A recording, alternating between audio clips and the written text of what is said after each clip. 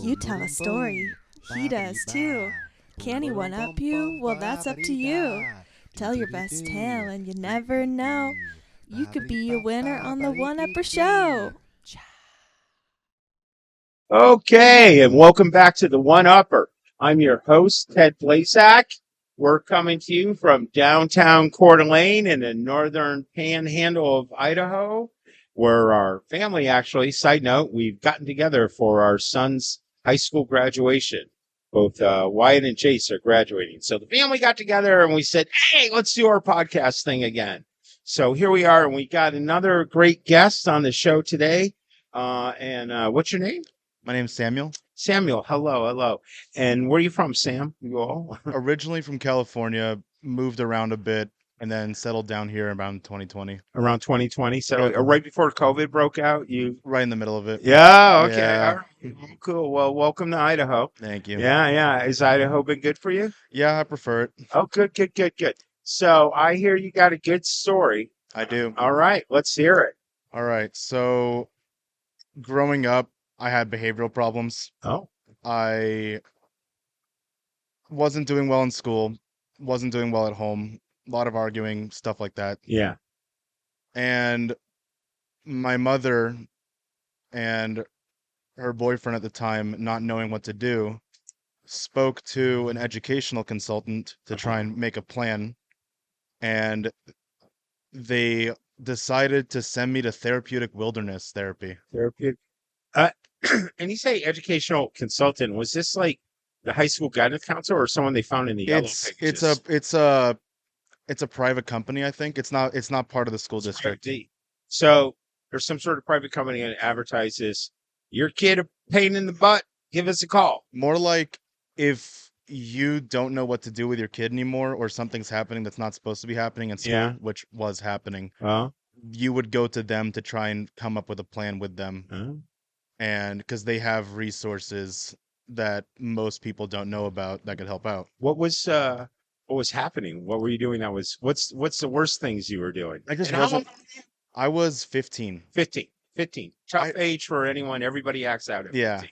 Yeah. I just wasn't a great student. Well, I'm not stupid. I'm smart, but I just wasn't a great student. Yeah, sure. I had stuff going on, you know? Yeah.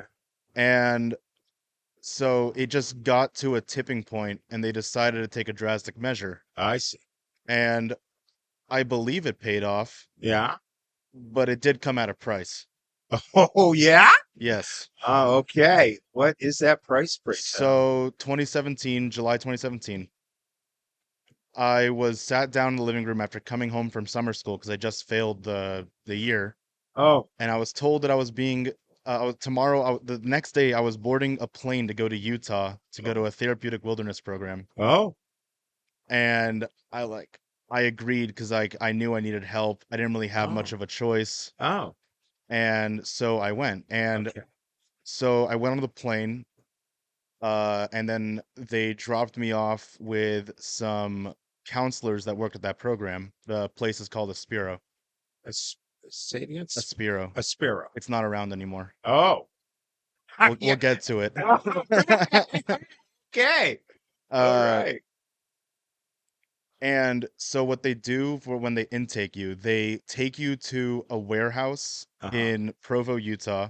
You drop off all of your personal belongings, and they give you a set of clothes and like a set of boots, set of clothes, backpacking gear, and it's all the same that they give to all their other clients. And there's no infighting between, hey, you have a better pair of shoes than me, or you have a jacket with the color that I like and I want. Oh, that makes a lot of sense. It makes sense.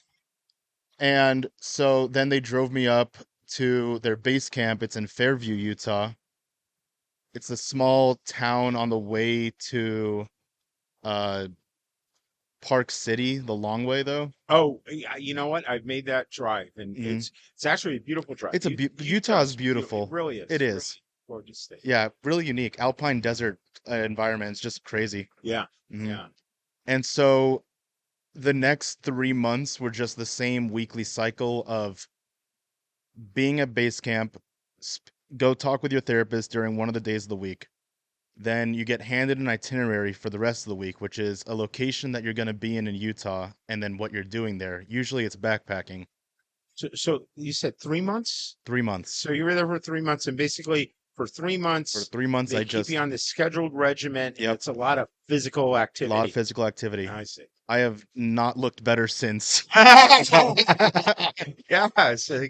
a lot of people pay a lot of money to go to Oh, something yeah. like that. Yeah. And like it was crazy. Like we peaked 3 mountains in 1 week. Oh wow. There Wow. was this one area, I forgot the name of it, but we peaked one of their mountains one day.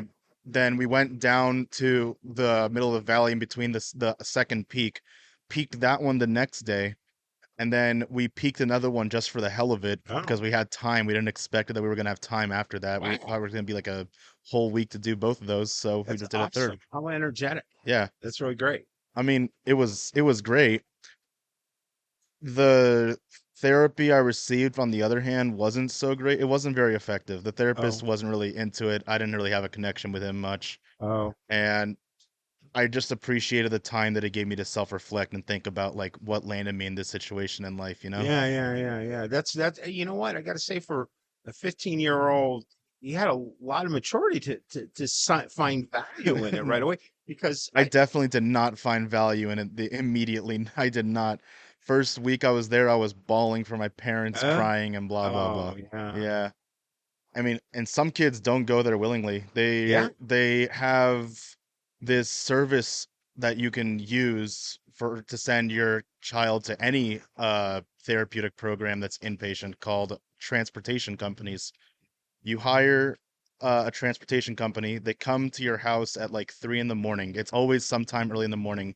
Yeah. They go into your kid's room. They take the kid and they go to the program. Oh my God. So there's professional kidnappers that Basically, are parent approved and yeah. legal. And So but okay. but that's what it's it didn't happen to me, but from what I hear, that's basically what it seems like, because the parents are not supposed to talk to the to the client when that's happening.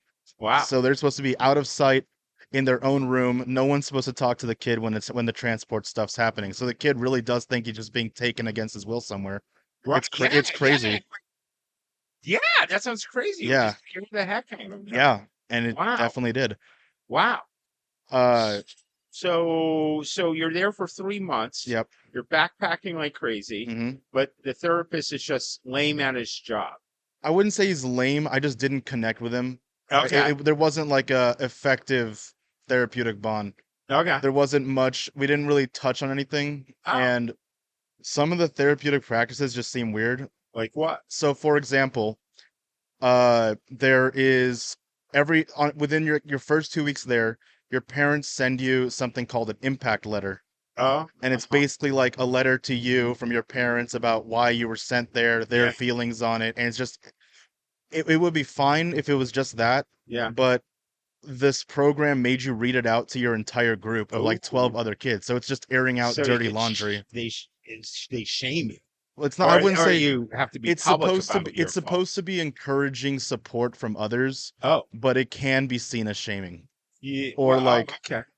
or like, I don't really know what they expect us, like people that are there for their own reasons, to do to support someone that's going through something as serious as like in the middle of a gang issue, and if he wasn't sent to wilderness, he'd be dead probably. Right. And just Wow.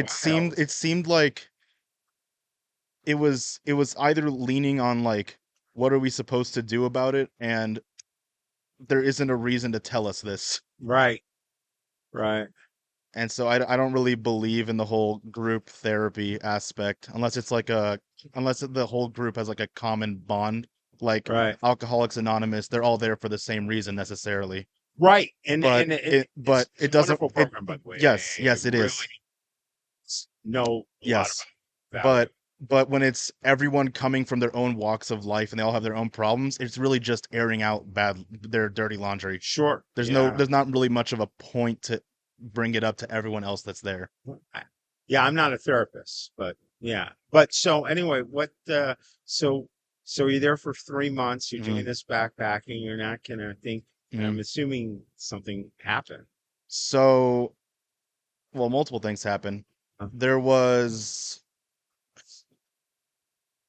it's kind of just a bunch of smaller events, to be honest. Oh, lay him out for I us. got impetigo when I was there somehow. It's I, a skin disease that normally younger children get, oh, I'm sorry. and I had to go to the ER when I was there. It got taken care of pretty quickly. One kid broke his arm while rock climbing there because they offered rock climbing sometimes, and they didn't really take care of it correctly, and his bone didn't set back correctly, so he Oh, was stuck with that forever, basically. oh, oh, Wasn't very nice. Uh, Many kids try running away. There's nothing. You're in the middle of the wilderness. right. They Yeah. realize at some point you got to turn back or you're a goner. Oh, whoa. Yeah. Can't believe rolling. Okay, wow, that's tough. Mhm. Wow, yeah. So But this is only like a third of the whole story this is only a because third? All right. because All right. I'm gonna stop once interrupting then. Let's once you were sent to one of these once you were sent to wilderness, you're basically guaranteed to have been sent to another program afterwards. You usually don't go back home after that. really. Yeah, you're usually sent to a residential treatment center, which is like a mix between a residential property and a psych ward kind of situation. Okay. Oh, wait a minute. What triggered this was you were being a goof off in school. You weren't. I had pretty bad anger issues too. You were. Did you get in actual fights with people? I mean, I did, but I wasn't instigating them. I was just a social outcast. I was like undiagnosed autistic and stuff and just wasn't fitting in, and people took advantage of that. well, this. Well, I'm sorry, but this sounds like a very severe response to almost normal teenage It's a stuff. it's a That predatory parents, it's a predatory industry, the troubled teen industry. I'm starting to sound that way, and it just seems. I mean, it seems like it's something that should be a last resort. And I don't know. If I were your dad, I wouldn't do this. But anyway, keep going. So I went there. So I'm like kind of back in society now. We're like in the right next to Salt Lake City. It's its own new program. We're in an urban environment now. Yeah, I'm actually living in a house. I'm not living in a tarp tent yeah, for 3 months. And yeah. I was there for 9 months. And during this time, it's it was a little more corrupt when I was Mm, there. So the punitive system, the punitive actions that were taken against students for when they were misbehaving was a little strange. For example, if a student does something, the worst you can do is get something called close ops, which is close line of sight, is what close stands for. And basically, that's like if you get in a fist fight with someone, or if you argue back with with the staff too much, or you got caught doing something. uh-huh. You have to wear hospital scrubs the entire time with no pockets. You have to be within arm's length of a staff the entire time. You have to Ooh, sleep in the living room where staff can see you at the entire time. You cannot speak to other students. You have to be monitored when using the bathroom. You have oh, to be uh monitored while eating. You can only eat with a spoon because they don't want you doing something crazy with a butter knife, I guess. wow. It's like crazy. And there's even solitary confinement Really? for teenagers. Now, so when you're in this house, I mean, I'm meeting you now. I have a hard time viewing you as some kind of reckless, crazy person. I definitely changed since. But in during that 9 month period, Mhm. well, were your housemates like out of control kids who needed such strong discipline? Some of them were Uh, definitely fit the bill. mhm. Not everyone was there and didn't deserve it, and Yeah. I don't know their full stories. They all could have deserved it. I mean, I probably could have deserved it somehow. Yeah. But uh a lot of them were there for drug addiction, Oh, I see. Yeah. and a lot of them were there for gang related activity, Uh-huh. and then like some of them were there for behavioral, which would include me. Right. Yeah. And some of the staff took advantage of some of their kids' problems. How so? So a lot of these kids, in order to afford a program, you have to come from a pretty serious upper class Yeah. background, because this is like a $10,000, $13,000 a month program. Jesus. It's really expensive. And so these kids have like fancy stuff, right? Yeah. Well, this one incident happened where this kid has a Rolex, right? Yeah. And it caught the eyes of a staff there. Yeah. and he decides to trade him benzos for the Rolex. Oh, hey, it's just like real prison. Yeah. Okay. Wow. And Benzos for Rolex. trading benzos to a 15-year-old for his Rolex as a 35-year-old. Yeah. So did that person get caught doing He that? got caught a few months later Yeah. because the kid snitched him out. Bet he did. After he ate the benzos, why not? Huh. So yeah, that's a stupid person Mhm, and many other problems with them. mhm. So what else goes on while you're there with you? What and did you ever get that extreme punishment? I did actually. Oh, I'm so sorry. I threatened someone with a bat as a Oh, joke, well, but wrong joke. uh, this one of the kids was known for trying to rile people up, and Yeah. I could honestly blame him for causing people to stay there longer than they had to, just because they started regressing, going back into their anger problems, just because of his He's poking and instigating, yeah. poking. Yeah, I He's the hate kind of people guy to like try and that. get two people to start a fight between each other and watch from the side. Oh, I Yeah. had a neighbor like that. Go ahead. So And what so happened? I got sick of him. I told him like something along the lines of like, if you don't shut up and leave me alone, I'm gonna grab a bat and hit you with it. So then you were in I that was put punishment. onto the And how long were you in that punishment 3 for? weeks. 3 3 weeks 3 weeks. of wearing hospital smocks and sleeping on the couch and always being within an arm's length of an Yep. R quote unquote RA. Yep. Wow. I got rashes from that scrub too, because they only had 2 scrubs that they washed. Oh my God, oh wow. Okay, that's pretty tough, severe discipline there. Yep. Huh. So wow. Okay. So you were there for 9 months? I was there for 9 months, and then my high school still wouldn't take me back. The whole reason is because they screwed up. They were supposed to diagnose me. They were supposed to be in charge of diagnosing me for that school district, Yeah. and they screwed up royally by missing autism somehow. Oh yeah. And there's an act called the Fair Education Rights Act Okay. that states that if a school district isn't able to give proper disability support, Yeah. which includes misdiagnosing somebody Yeah. or Yeah. not catching something and they're not able to give support to that, Yeah. they have to pay for any treatment up till college potentially. Oh my And so goodness. they did not like me or my family basically. Yeah, you were And expensive. so they didn't want me back. Yeah. And so I went to a program up in Bonners Ferry called Boulder Creek Academy. Here in Idaho. Yep. Yeah. Wasn't originally Boulder Creek Academy, used to be called Rocky Mountain Academy. Uh-huh. And that used to be in Santa Monica, California. Uh-huh. Legal issues happened because this was this was like a abusive religious cult kind of deal. Yeah. Oh wow. Yeah, Really? so originally back in like the late 1990s, it was a group called Synanon.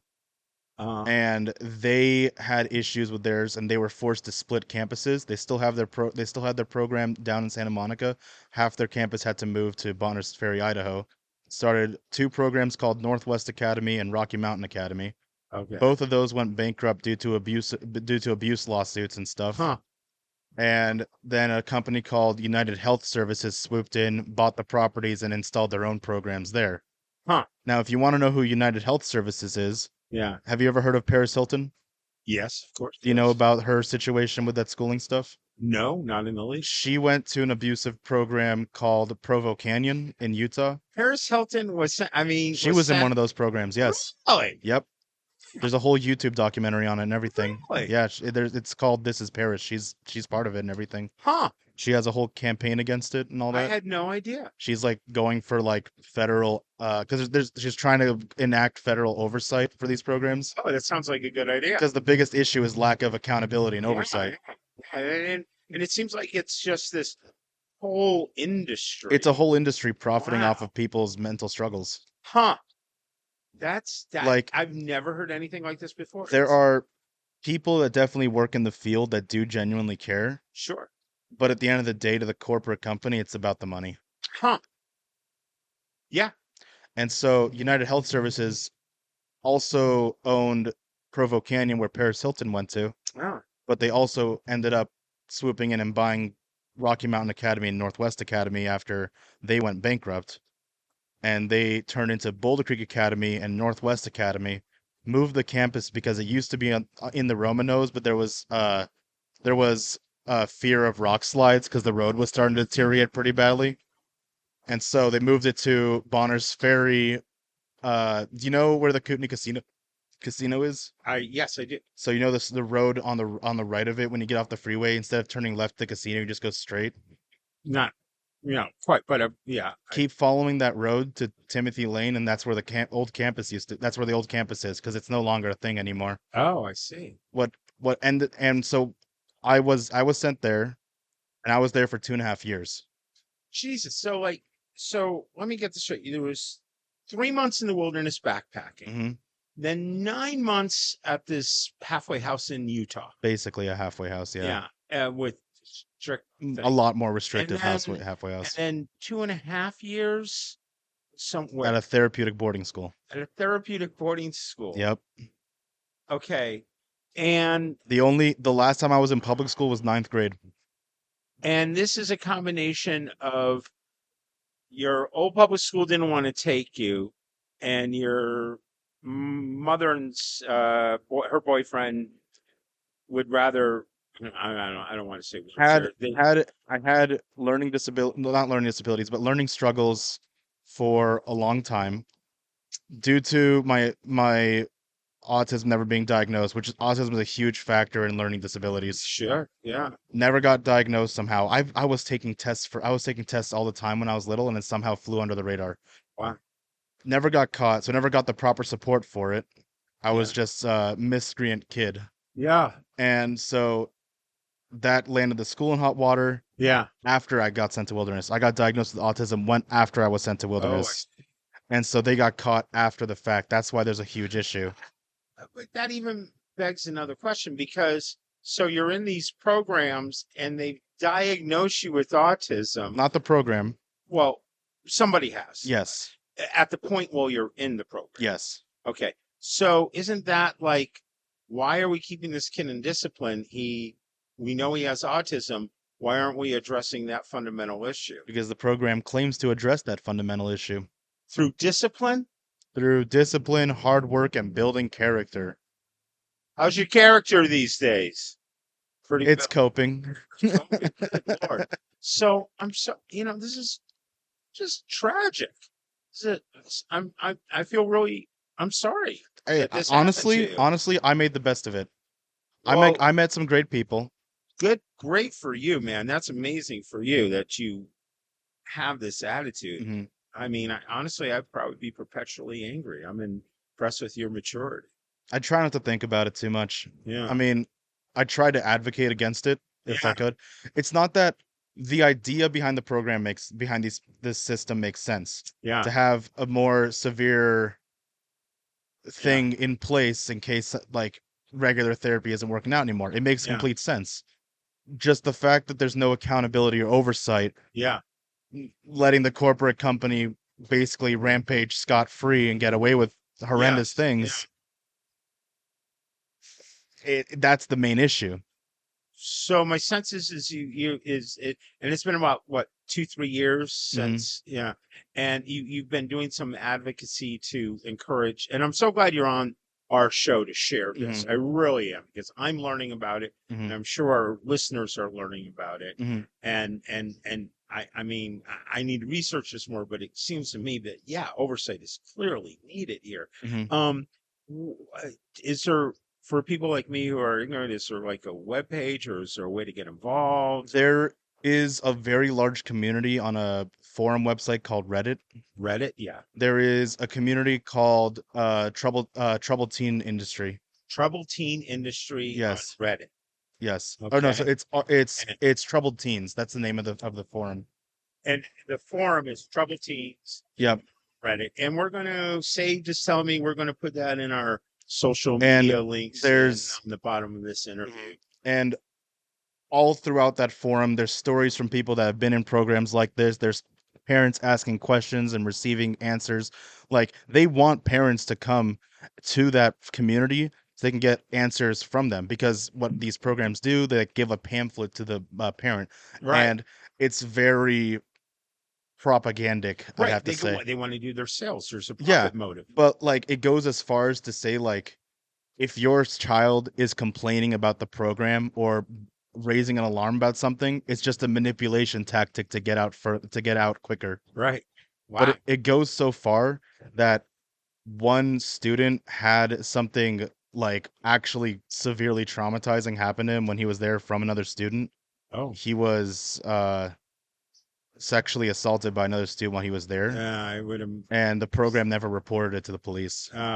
And when he tried to talk to his parents about it, the program said that he's just making shit up in order to Really? get out That's quicker. horrible. But they knew it was true because, Oh. yeah, Oh, that's horrible. they just didn't want to get caught or anything.